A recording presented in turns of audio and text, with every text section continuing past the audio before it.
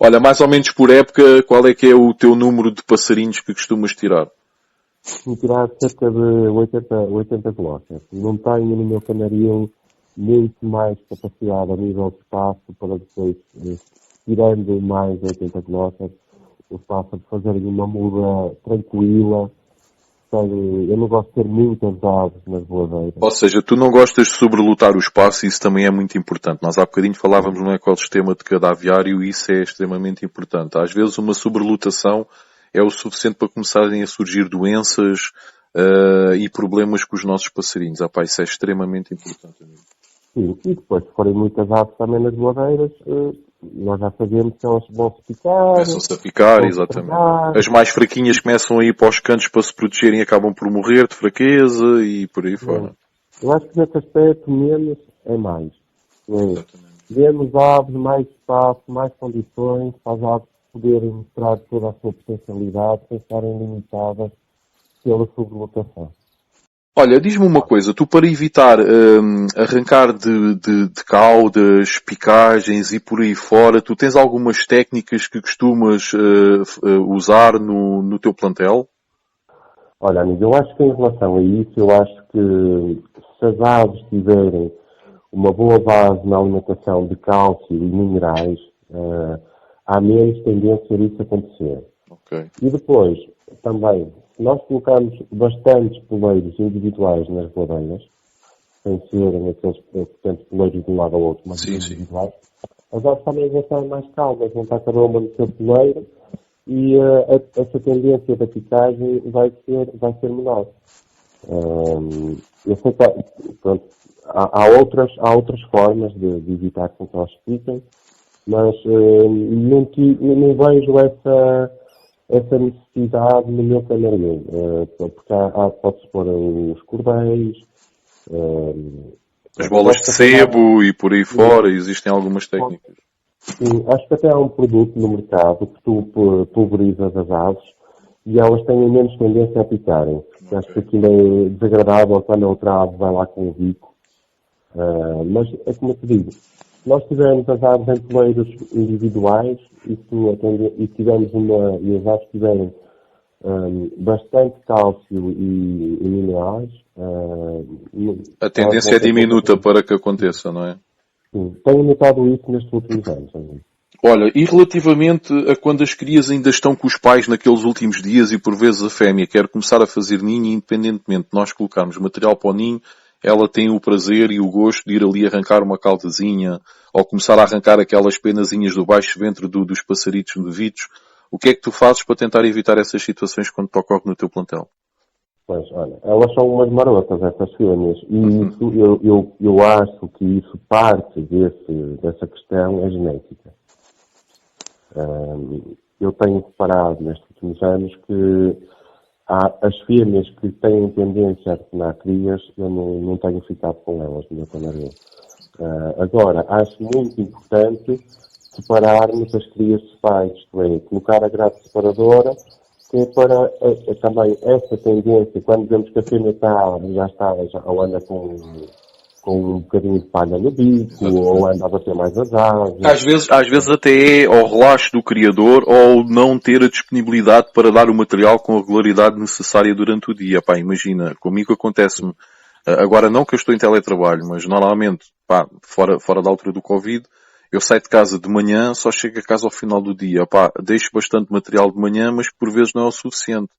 E depois chegava ao final do dia à casa, não acontece agora, mas chegava ao final do dia à casa, epá, e tinha as crias sem caudas, sem as penas da cauda, com aquelas peninhas de baixo, aquelas fofinhas arrancadas, porque a fêmea tinha ido lá para continuar a fazer o material.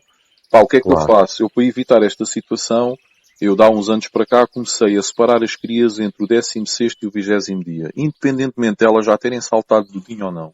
É uma altura que eu considero que as crias já são curiosas, vão começar a querer se alimentar ao copiarem os pais, porque eu meto um comedor no chão com comida para os pais e meto um igualzinho do outro lado, com a separação onde estão as crias igualzinho, e as crias vão começar a imitar os pais, ou seja, vão começar, para além de serem alimentadas pelas grades, obviamente pelo pai, enquanto também está a fazer a ninho, mas elas já vão começar a imitar os pais, a irem ao comedor e começarem a explorar a papa, as sementes germinadas e por aí fora.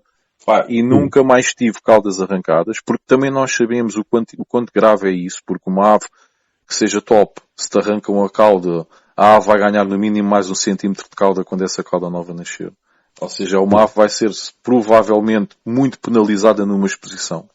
À conta Não dessa é só esse brincadeira. problema. A cauda pode nascer torta, pode nascer mais Exatamente. aberta, pode Exatamente. ganhar um quisto. Exatamente. É um risco muito grande que, se nós tivermos possibilidades de fazer essa tal separação das crias de pais, e não é só isso, amigo. Depois há pais também que sabes que as crias começam a andar atrás da mãe, a mãe quer fazer ninho e o E macho eles vai de vai bordoada. e fica Exatamente. feliz, exatamente. Exatamente. E se a Exatamente. gente separar as crias, não vai ter esses problemas. Tu normalmente separas com que idade? Olha, eu normalmente, eu acho que é mais perto do 20º dia. Ok. Mas depende de casal para casal. Agora, tenham bem atenção. Quando eu vejo que a fêmea anda com qualquer coisa no bico, é a altura de separar. Independentemente dos passaritos ainda não terem saltado do ninho ou não. Sim. Eu, normalmente, quando as minhas fêmeas andam com palha no bico, as crias já estão ali, mesmo na iminência de saltar do ninho. É mais ou menos a data que eu te digo. É entre o 16º e o 20º dia. Mais ou menos de forma natural. É por esses dias. Depois depende. Há umas que são um bocadinho mais estressadas. Basta verem um movimento estranho à frente da gaiola, saltam logo cá para fora. Há outras que são preguiçosas e são mimadas pelos pais e gostam de estar ali no ninho e sabem que os pais vão lá dar comida. E vão-se mantendo. Pá, depende um bocadinho depois de ave para ave. Olha, em termos de disparatização externa, tu costumas efetuar a disparatização externa às tuas aves? Se sim, quantas vezes por época? Olha, eu faço disparatização externa com frontline, spray cães e gatos, aquele frasquinho de pulverizar, sabe? Sim. E faço com uma gota, naquela covinha da asa que fica pertinho do cachaço. Sim. E gosto de fazer de 6 em 6 meses. 2 vezes ao ano. Tu costumas utilizar esse frontline também para pulverizar os ninhos novos que costumas colocar nas gaiolas ou nem por isso? Sim, é uma mais-valia desse frontline, lá está, que dá para pulverizar, porque eu gosto de usar nos ninhos também. E sabe, que desde que eu comecei a fazer, portanto, além de não ter piolho no canarinho, nunca tive problemas desde que fiz isso. Sem dúvida. Eu, para mim, neste momento, é o melhor produto que existe no mercado. Eu também uso já há algum tempo, e já não sei o que é piolhos aqui desde que comecei a utilizar esse produto. Usava outros, usava Vivomex e por aí fora, Pulmossans e não sei o quê, e o piolho acabava sempre por aparecer. Bastava vir uma ondazinha de calor e começava o piolho a aparecer. Desde que uso o frontline e faço assim como tu, ponho uma gota na ave, pulverizo o ninho sempre que coloco um ninho novo, e não tenho piolho nenhum. Este ano ainda não vi um único piolho. Os dias já estão a apertar aqui no sul do país. Hoje vamos ter 30 e tal graus e eu não tenho um único piolho ainda no canaril. Muito bom. Eu antes dava, eu antigamente dava Ivomet e dava Frontline. Isto é, dava também o Ivomet 6 em 6 meses. E intercalava com o Frontline e então dava 3 meses, passado 3 meses dava outra coisa, passado 3 meses outra coisa, até fazer processo, intercalava, imagina, hoje dava o Ivomet, daqui a 3 meses dava o Frontline, passado 3 meses voltava a dar o Ivomet, passado 3 meses o Frontline, mas apercebi-me com o passar dos anos que não há essa necessidade. O Frontline é eficaz, não é preciso mais nada. Eu penso que o Frontline, a substância ativa do Frontline, ou seja, o piolho ainda não ganhou resistência à substância ativa do Frontline, ao contrário do que já acontece com outros produtos, como os Pulmossans e não sei o quê, em que eu acho que aquilo já não faz nada aos piolhos, porque acho que os piolhos já ganharam resistência a essa substância ativa. E o Frontline até ver ainda funciona muito bem. Acho que é um bocadinho confiado durante muitos anos. Exatamente. Porque é um flagelo quando alguém se depara com piolhos no seu aviário. É um flagelo principalmente na altura das criações. Há crias que morrem de febre pelo excesso de picadas dos piolhos. Já aconteceu comigo em anos anteriores. Com certeza que já aconteceu contigo também. E é a pior coisa que nós podemos ver. É muito triste. E a trabalheira com aquilo não dá, porque tens que tirar tudo. Tens que limpar tudo. E depois aquilo muito facilmente passa de uma gaiola para a outra e quando dás por isso tens as gaiolas todas empestadas de piolho. É uma luta descomunal para depois conseguir exterminar isso tudo. Exatamente. É muito trabalho, é muito penoso. E é o desconforto de entrar no canaril e saber que tens lá piolho, não é? Começa Exatamente. logo a dar comissões no corpo todo. Exatamente, exatamente. sem algum piolho faltar para ti, que ficas logo cheio de comissões, cheio de Pois é. Agora ainda tem mais passarinhos ali. Mesmo, Não é? sem dúvida, sem dúvida. É muito mau, é muito mau. Olha, tu costumas efetuar tratamentos preventivos antes da época de criação? Olha, eu tinha por hábito efetuar tratamentos preventivos antes da época da criação. Sim. Este ano apenas dei o Bicox antes da criação, mas não correu muito bem. Não correu muito bem. Eu acho que o caminho não é os tratamentos preventivos. O caminho passa pelo veterinário. Exatamente, exatamente. Nós temos falado várias vezes sobre isso, amigo. E é pá, e sem dúvida. Eu comecei a fazer isto há cerca de 2 anos. Pá, e estou-me a dar muito bem, amigo. Estou-me a dar muito bem. Gosto muito dos resultados. Pá, este ano então foi uma coisa espetacular. Pá, este ano eu mandei as análises. Acusou-me um nível de cocídios um bocadinho acima do normal. E acusou-me também tricomonas. Pá, em 48 horas eu tive os resultados em casa. Prescreveram-me logo aquilo que eu deveria dar às aves. Eu perguntei, e vocês têm esses produtos? Eles disseram, temos. Se você quiser, nós enviamos por correio azul, amanhã está aí. Pá, um dos produtos era o Bicox, que era para combater o excesso de cocídios. O outro produto era o Flagil, para combater as tricomonas, só que era Flagil líquido. Tu não encontras o Flagil líquido em lado nenhum. Tu vais a uma farmácia, para encontrar o Flagil hoje em dia já é uma dor de cabeça, porque a grande maioria das farmácias não tem, e quando tem, exigem-te uma receita médica, e dão depois Flagil em comprimidos, em que tu tens de estar a migar aquilo, e misturar na água, mexer muito bem a água, para aquilo ficar bem diluído. No veterinário, eles têm Flagil líquido. É a coisa mais fácil. Tu pegas nos miligramas, nos mililitros necessários para dar, misturas na água, abanas a água, aquilo está completamente diluído, não tem nada que saber. Exatamente. Pá, Eu acho que passa muito por aí, amigo. Estar a fazer tratamentos preventivos às aves, sem saber o que é que elas têm. exatamente. E Só depois, estás a beneficiar fungos, bactérias e outros micro-organismos que existam, porque só estás a criar resistência nesses bicharocos. Sem dúvida, porque tu não tens nenhuma base que te diga que a ave tem determinado problema. Exatamente.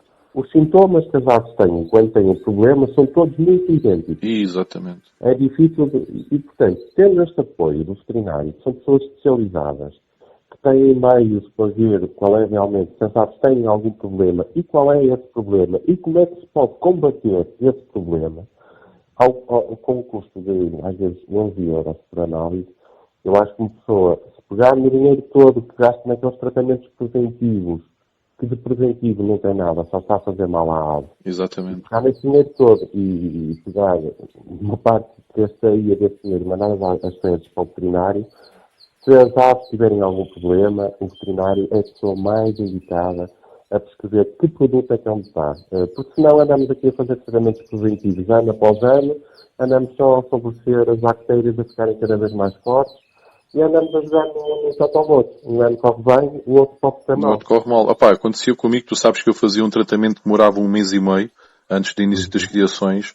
Opá, havia anos em que a coisa corria que era uma maravilha. Eu sempre tive a tendência da primeira postura ser a mais forte de todas. Opá, o meu objetivo, por norma, na primeira postura era sempre chegar aos 100 passaritos. E depois, muitas vezes, nem ia à terceira postura, porque se tirasse mais 20 ou 30 ou 40 na segunda postura, já não ia à terceira. Pá, mas uns anos corria bem, outros anos corria mal, estás a perceber? Era um bocadinho como tu dizes, era jogar na roleta russa. Eu compreendo antigamente, e criadores como tu e como eu, que já criamos há alguns anos, antigamente nós não tínhamos veterinários nem especializados em aves, e mesmo os que não eram especializados em aves também não tinham condições para mandar fazer análises às nossas aves. Só que tratava era de cães e de gatos, que normalmente são os pets que a maioria das pessoas tem em casa. Aí nessa altura eu compreendo que as pessoas fizessem essas preparações, esses tratamentos com 4, 5, 6, 7 produtos antes da época de criações, de forma a tentar debelar ao máximo qualquer bactéria ou fungo ou outro micro-organismo que os nossos passaritos tivessem. Agora, a partir do momento que esta ferramenta está disponível, está ao dispor dos criadores, se nós queremos ser mesmo chamados de criadores, eu considero uma pessoa que é criador não é simplesmente alguém que reproduz um determinado animal, um determinado ser vivo. Um criador é alguém que também faz o bem a esses animais e trata bem esses animais. E para tratar bem esses animais, tu não podes andar a envenenar os animais constantemente, que isso é veneno que estás a dar, não é? Porque assim, nós temos, o Gloucester é uma ave apaixonante. Eu gosto muito de Gloucesters, ou de canários, neste caso até, podemos alargar. Assim, se nós gostamos assim tanto das aves, então não custa nada pegar, fazer uma escolha familiar, para quem sabe e para quem estudou, e sermos os grandes criadores de cães, de gatos, da pecuária. De qualquer espécie, exatamente. São sempre, uma pessoa que seja boa, tem sempre um veterinário por trás. Sem dúvida. E é exatamente igual, é a mesma coisa. Tem que haver um acompanhamento por um profissional que saiba aquilo que faz. Porque senão só vamos estar a inventar e nunca na vida vamos perceber que é destino. Exatamente, exatamente. Sem dúvida nenhuma. Sem dúvida nenhuma. E Olha, mais, amigo, só uma coisa. Tu, para tirar 100 crias numa primeira postura, e primeiro tens que estar de parabéns, e depois tens que fazer outra coisa. Tu, para tirar 100 crias na primeira postura, é porque o ano todo trabalhaste para essa primeira postura. Criaste condições de saúde portanto, de bem-estar nas tuas aves para elas chegarem à primeira postura e fazerem isso. Porque se nós não dermos condição às aves durante o ano todo, e começa já agora, nesta fase, em que vai começar a muda, se nós não dermos condições às aves, muito dificilmente vamos chegar à primeira postura e vamos ter uma boa primeira postura.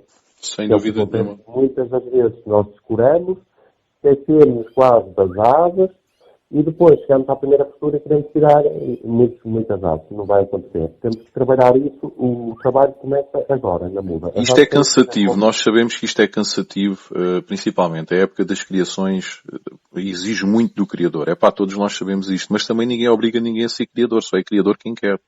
Começa por aí. E é assim, a próxima época de criação inicia-se logo após o término da presente época de criação. Esta é a minha metodologia de criação e tratamento dos meus passarinhos.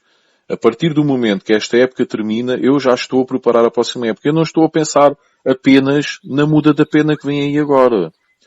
Todos os dias eu penso que as minhas aves, eu não posso chegar agora aqui e acabou a criação. Agora elas vão para ali, fazem a muda da pena, meto água e comida, vão estar agora ali 2 meses a me dar a pena e eu posso descansar um bocadinho, posso ir de férias, não tenho que preocupar. Não.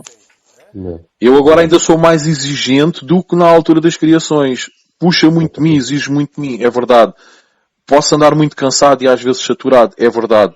Mas é como tu dizes, isto vai-me dar a garantia de que eu chego ao início da próxima época de criação e vou ter uma primeira postura de êxito. Porquê? Porque cheguei agora a esta altura e não estou só a preocupar-me, se calhar vou dar um protetor hepático ou vou dar um protetor qualquer para ajudar na muda, um tónico qualquer para ajudar na muda, não.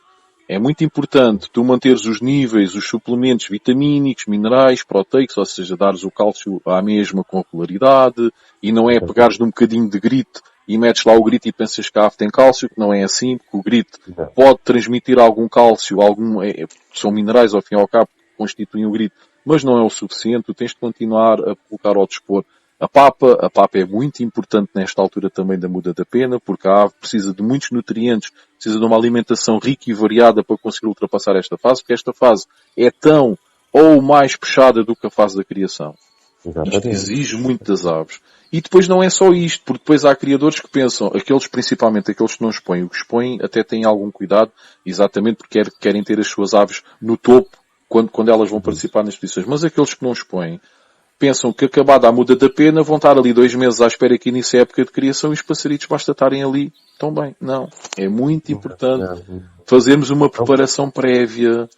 Ou seja, todos estes fatores, todas estas alturas da vida dos nossos passarinhos, nós temos que estar sempre a proporcionar uma alimentação muito boa, consoante cada altura, como é óbvio, mas nunca poderemos passar apenas por água, comida e água. Nunca pode ser só. Não, amigo.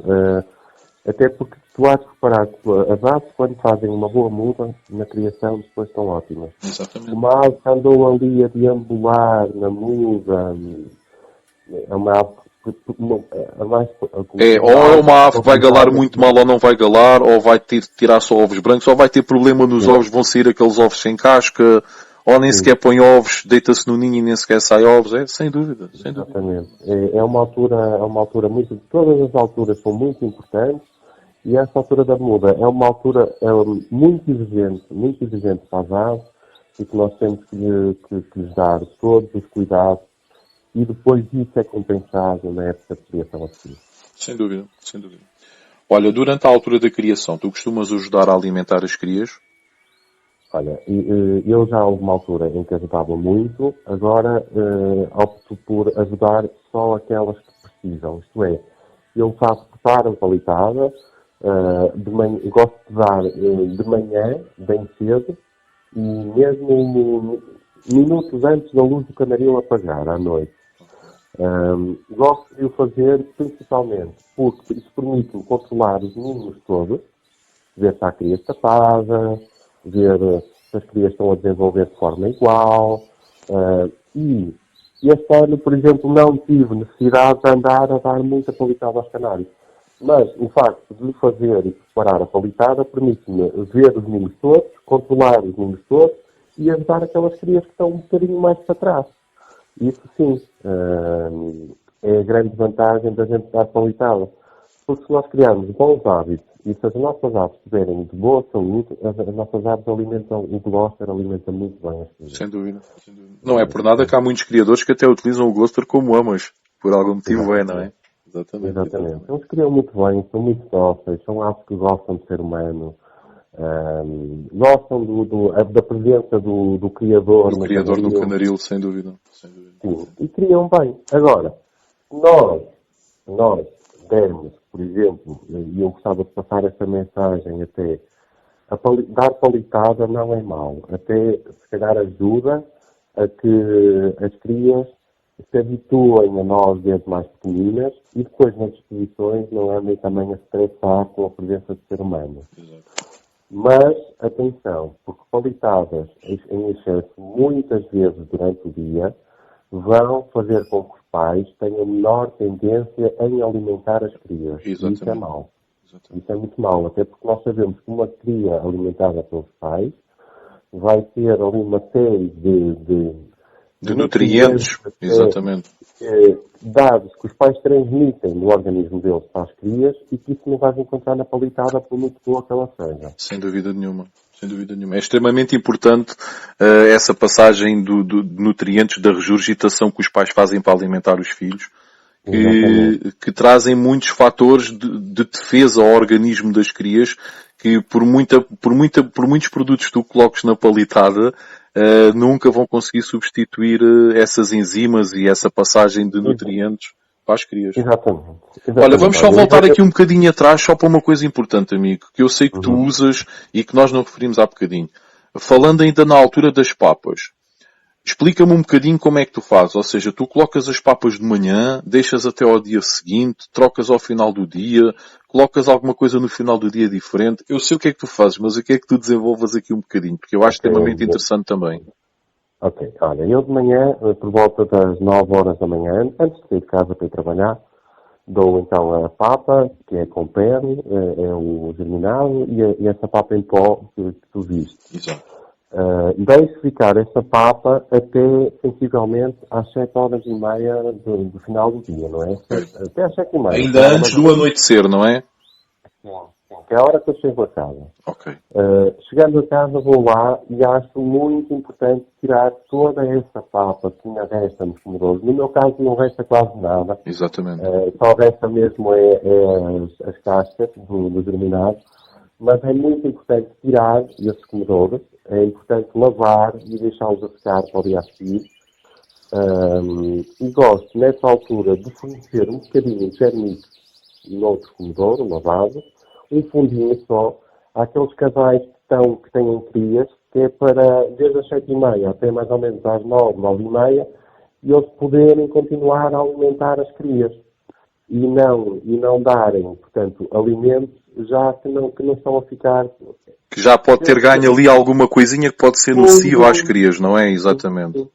Fungos, mau cheiro, mesmo as características do produto que tu estás a dar, do germinado e do perlo, já não são as mesmas. Claro, e se for nos dias de calor pode azedar entretanto, não é? Exatamente. Estás a correr riscos que não é necessário. E eu sou daquelas pessoas que acho que quanto menos riscos nós corrermos... Melhor, sem dúvida. Melhor. Melhor. E tu fazes uma coisa, tu referes o germix. O germix, para quem não sabe, é um tipo de germinado seco.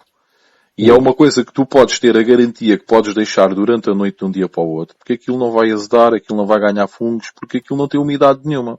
Exatamente. E permite aos pais alimentar as crias, ou seja, é extremamente importante. Permite aos pais alimentar as crias até a luz se apagar no final do dia e também permite alimentar nas primeiras horas da manhã até tu, criador, chegares lá e dares novamente a papa com o germinado e com as pearls, não é? Muito importante. Exatamente. Assim, as aves, digamos, estão a dar sempre comida em boas condições às crias, que é o que se quer, é o mais importante. Sem dúvida, sem dúvida. Olha, trabalhas em circuito fechado no teu plantel ou costumas adquirir aves novas com alguma regularidade? Eu tenho adquirido algumas aves novas nestes últimos anos, com alguma regularidade. Estamos a falar em 4, 5 aves, se calhar no máximo, mas tenho feito. Agora,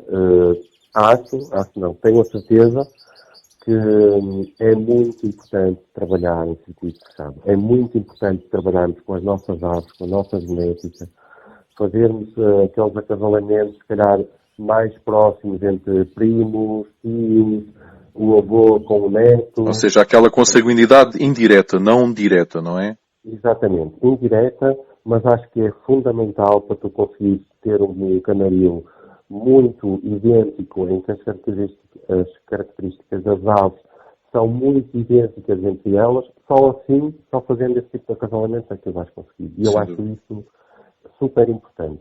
Eu também acho muito importante a consanguinidade. Bem trabalhada, acho que é muito importante mesmo para fixar determinados fatores e é como tu dizes, para manter uma homogeneidade no nosso plantel, é muito importante nós termos ali uma linha de sangue relativamente próxima, porque se tu começares a meter sangue do criador A, meter sangue do criador B, do criador C, chega a um ponto que tens uma salganhada do tamanho do mundo e não sabes o que é que poderá ou não sair dali, ou seja, andas a criar por incógnita. Até podes comprar um casal top a um criador, pode tirar descendência muito boa no ano seguinte, mas depois a partir do segundo ano já é uma incógnita.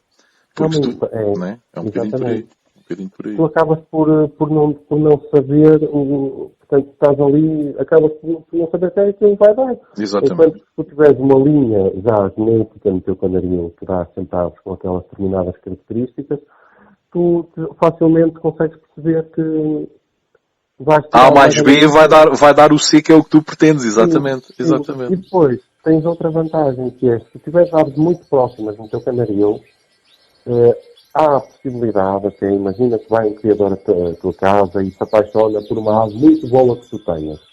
Se tu tiveres as aves muito próximas entre elas, tu até podes fazer essa ave a esse amigo e continuas a trabalhar com eles e continuas a tirar aves iguais às que tiveste ao teu amigo. Sem dúvida. Ou outra situação ainda, imagina, e se tu costumares participar em exposições como naquelas exposições que a ave tem que lá ficar 8, 9, 10 dias, e imagina que tu levas uma ave top a uma exposição dessas. E essa ave até ganha e tu queres levar ela a mais uma ou duas exposições dessas da Com que demoram uma eternidade.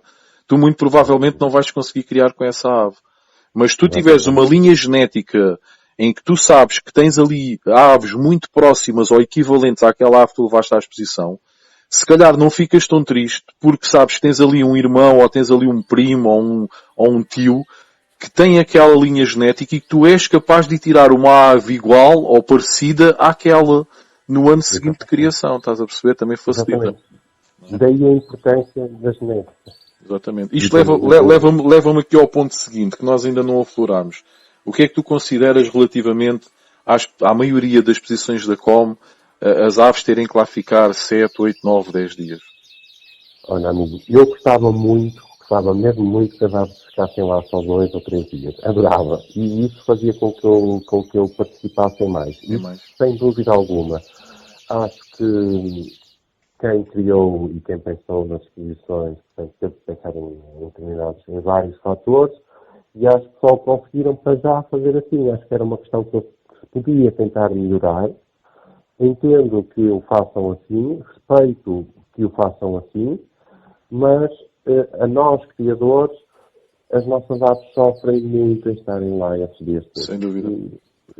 Por muito que sejam bem tratadas, porque não é isso que está em causa. Ninguém está a pôr em causa que o clube que organiza uma determinada exposição não trata bem as aves. Não é isso que está em causa. O que está em causa é, efetivamente, toda a dinâmica para o criador, ou seja, o facto da ave estar tantos dias num local diferente, onde a alimentação, por muito boa que seja, é diferente, a luminosidade, por muito boa que seja, é diferente de onde a ave veio, a água é diferente que a ave estava habituada, o movimento, o contacto com outras aves que poderão estar infectadas e que poderão passar por via aérea infecções ou até mesmo pelo contacto de quem está a manusear as aves durante esses dias, se a pessoa tocar numa gaiola onde esteja uma ave infectada, poderá passar essa infecção para a gaiola onde está a nossa ave. Nós não sabemos. Existem N fatores. E isso é muito complicado. É muito complicado. Eu compreendo às vezes que há exposições e que devido à logística não consigam fazer isso. Quando falamos no nacional, quando falamos num internacional, num mundial, são tantas aves que é completamente impossível os juízes conseguirem julgar as aves num dia, as aves estarem expostas no outro dia e virem embora ao terceiro dia. É impossível. Agora, exposições regionais, aquelas exposiçõezinhas que levam 600, 700 mil aves, eu penso que é perfeitamente possível e já se começa a ver. Eu, por exemplo, participo em exposições de dois clubes onde eu sou sócio, nomeadamente o COS, que é o clube aqui de Setúbal, e a AP, em que já fazem exposições nesse âmbito. Ou seja, tu vais entregar a ave na quinta-feira à noite, a ave é julgada na sexta, e a exposição fica aberta sábado e domingo. E tu no domingo trazes a ave. Ou seja, estamos a falar, sexta, sábado e domingo, estamos a falar de 3 dias. 3 dias, exatamente. Portanto, já começa a ser possível. Sim, isso de certeza absoluta que isso começando mais clubes a fazer exposições nesse âmbito, tenho a certeza absoluta que isso vai motivar os criadores a participarem mais. Eu também penso que sim. Eu noto pelas entrevistas que tenho feito aqui, não todos, mas uma grande parte dos criadores que têm sido aqui entrevistados acabam por concordar com esta situação, que gostariam efetivamente que as exposições organizadas pelos clubes, nomeadamente as exposições que fossem mais reduzidas no tempo. Sim. Sem dúvida. Acho muito importante isso. Sem dúvida. Olha, estamos aqui a chegar ao fim. Eu vou-te só perguntar, normalmente, quantas posturas tu permites que as tuas aves tenham, amigo? Olha, se for só meter ovos, 5. 5 vezes meter ovos. Ok. Se for criar, eu não deixo nenhuma fêmea minha criar mais de 3 vezes. 3 vezes.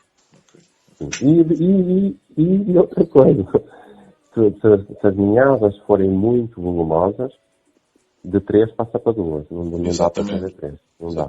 Senão no ano a seguir a fêmea não vai fazer nada.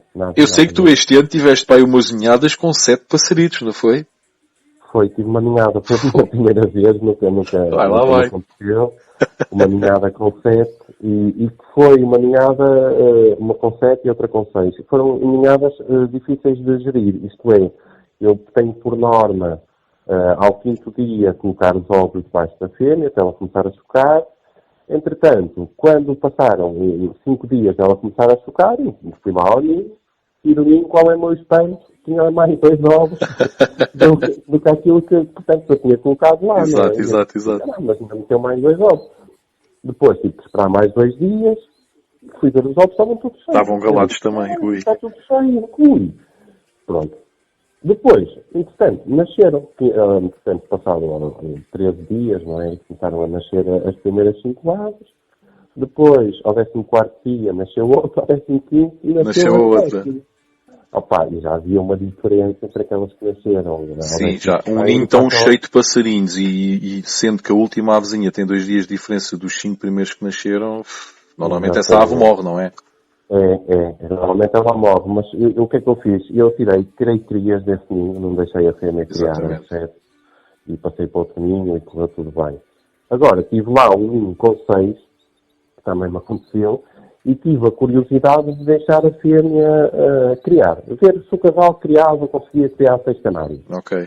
E olha, criou muito bem mesmo. Chegava, era aqueles ninhos que quando tu vais fazer o controle dos ninhos, estás sempre a contar que vais ter que dar um bocadinho de palitada a uma ou a outra. E não, elas tinham todas um papo cheio, bem cheio, quase que eu não conseguia dar palitada. E estavam equivalentes em termos de tamanho, mais ou menos, não é? Sim, muito equivalente a nível de tamanho, e desenvolvimento ótimo. E depois, o complicado foi quando as crias começaram a ficar independentes. Tive mesmo que colocar logo o separador, Exato. Porque as crias não andavam de tal maneira e eram tantas atrás da mãe, que a mãe queria começar uma nova postura e o pai já estava a começar a cascar nas Pois, nas crias. crias, exatamente. Lá está o que estávamos a falar há pouco, exatamente. E eu então coloquei separador, olha, maravilha, tão impecáveis, achei. Normalmente nessas situações, quando as crias, eu acho que as crias, principalmente as crias coroadas, são umas mimadas do caraças, porque eu não sei porquê, mas eu normalmente são aquelas que eu vejo que são as mais, não é mais mariquinhas, mas são aquelas que pedem mais comida mesmo quando nós metemos o separador e que andam sempre ali na grade, sempre a chatear o pai para o pai estar sempre a dar comida. Os consortes a gente começa logo a ver os gajos a serem independentes, a explorar o espaço, a comerem logo, a começarem logo a comer, a picarem logo o comedor e a comida que está no comedor. Os coroados são os maricas de primeira apanha, pá. É uma coisa, e normalmente são esses que se não forem bem tratados, e se os pais às vezes chatearem-se com eles serem tão massacrantes, que morrem, vão-se abaixo muito rapidamente. O meu receio é sempre os coroas. Não sei se tu concordas e se te apercebes, mas é sempre muito complicado. Normalmente são esses e nem sempre damos a tempo, porque se um pai começar a picar a cria de manhã e tu não des por ela, à noite provavelmente ela já, se não estiver morta, já não tem força suficiente para se alimentar, nem para pedir comida aos pais, e depois no outro dia acaba por morrer. Daí é muito importante mesmo nós termos a grade separadora, para isso não acontecer. Sem dúvida. Olha, amigo. É uma coisa que pode assustar de início, nós não termos uma grade a separar as crias dos pais. Mas a minha experiência é que eu coloco grades separadoras nos pássaros e não morre nenhum. Sem dúvida, não. As pessoas também que estão a ouvir esta entrevista soubessem que há aquele receio em separar as crias dos pais, mas se eles tiverem a grade separadora, eles vão alimentar. Porque é em benefício das crias, não é em prejuízo. Ou seja, é para evitar picagens e maus tratos por parte dos pais. Porque os pais, uma coisa é na natureza. Os pais, um casal tem um ninho feito com 4 ou 5 crias e as crias depois começam a ficar independentes, mas ainda não chatear os pais. Entretanto, os pais vão fazer um ninho diferente. Ou seja, estão ao espaço livre, escolhem outra árvore, fazem outro ninho. As crias podem andar lá naquela árvore, mas é um espaço tão grande que não andam constantemente em cima dos pais. Outra coisa é dentro de uma gaiola. As crias literalmente saltam para cima do pai a pedir comida. As crias vão para o novo ninho que a mãe está a fazer e acabam por defecar em cima dos ovos, acabam por massacrar a mãe, estão sempre ali em cima. Muitas vezes querem se pôr dentro do ninho como a mãe, podem partir ovos. Portanto, isto é só para proteger, não é para prejudicar. Muito pelo contrário. É isso mesmo, essa é a mensagem. Mesmo. Eu lembro-me perfeitamente, eu comecei com a passarada a armar aos pássaros e ir aos ninhos. Eu lembro perfeitamente de andar aos ninhos de pinta-silgo nas laranjeiras, porque o meu pai tinha um terreno e tinha lá umas laranjeiras. Eu lembro perfeitamente, eu agarrava naquelas gaiolas pequeninas de madeira para armar e arrancava o ninho da árvore, punha o ninho com filhotes para aí com 12, 14 dias. Por isso é que eu não tenho problema de separar ao 16º dia. E o que é que eu fazia? Eu agarrava no ninho, punha dentro dessa gaiola de madeira, fechava a porta da gaiola e punha a gaiola no sítio onde o ninho estava. E os pinta-silgos, os pais, tratavam dos filhotes até os filhotes estarem a comer sozinhos. Eu depois, com o passar do tempo, via que os passaritos estavam a crescer, tirava o ninho e começava a pôr alpista espalhada no chão. Eu esmagava a alpista com um rolo da massa. Enrolava a alpista numa folha de jornal, fechava a folha de jornal, enrolava a folha de jornal e depois passava com o rolo da massa por cima para a alpista abrir. Que era para eles conseguirem alimentar-se ao início. Punha um bebedorzinho, quando eu via que havia só casquinhas no fundo da gaiola, dizia, está na hora de agarrar nesta gaiola e trazê-los para casa. Era assim que eu fazia, amigo, e eles não morriam. Quanto mais canários, que estão habituados a conviver com os humanos e tudo mais. Portanto, não há stress. Exatamente. Um bocadinho por aí. Olha, amigo, como sempre as nossas conversas prolongam-se no tempo. Faz parte. Eu não sei se queres concluir aqui a entrevista com alguma outra questão que não tenhamos aflorado ou com alguma informação que queiras deixar aos criadores iniciantes. Eu acho que conseguimos falar um pouco de tudo, falamos de questões muito importantes. Queria só mais uma vez aproveitar a oportunidade de dar parabéns pelo teu trabalho. Estás a fazer um trabalho excelente e estás a passar conhecimentos muito importantes, não só para quem está a iniciar, mas também para criadores que já estão habituados a criar há muito tempo. Queria passar a mensagem que é importante no nosso hobby termos um espírito crítico, sem dúvida, mas termos também uma mente aberta. É isso que nos vai permitir ouvir opiniões diferentes e é isso que nos vai permitir fazermos o nosso progresso também como criadores. Sem dúvida. Se acharmos que sabemos tudo e que somos os donos da verdade, muito provavelmente estamos aí por um caminho muito errado. Estagnamos. É sinal que estagnamos no tempo. Exatamente. Tá bom. Ok, amigo, olha, mais uma vez eu é que tenho a agradecer. Sabes que eu tenho um grande orgulho em poder-me considerar teu amigo. Meu amigo também. É nosso, e é pronto, é como eu te digo, olha, mais uma vez agradecer pela tua disponibilidade e humildade de poderes também passar aqui um bocadinho da tua experiência a quem está aqui a ouvir a entrevista. Sei que ainda não acabaste as criações, mas já estás nos finalmente, não é? Sim, já estou na reta final mesmo, Exatamente. já estou mesmo quase a acabar. Sim. Eu aqui da minha parte já terminei, só me resta desejar-te um bom final de criações, amigo. E vamos falando. Obrigado, amigo. E para ti também, um forte abraço. Um forte abraço, meu amigo. Um forte abraço, ok? Muito obrigado, muito obrigado. Obrigado.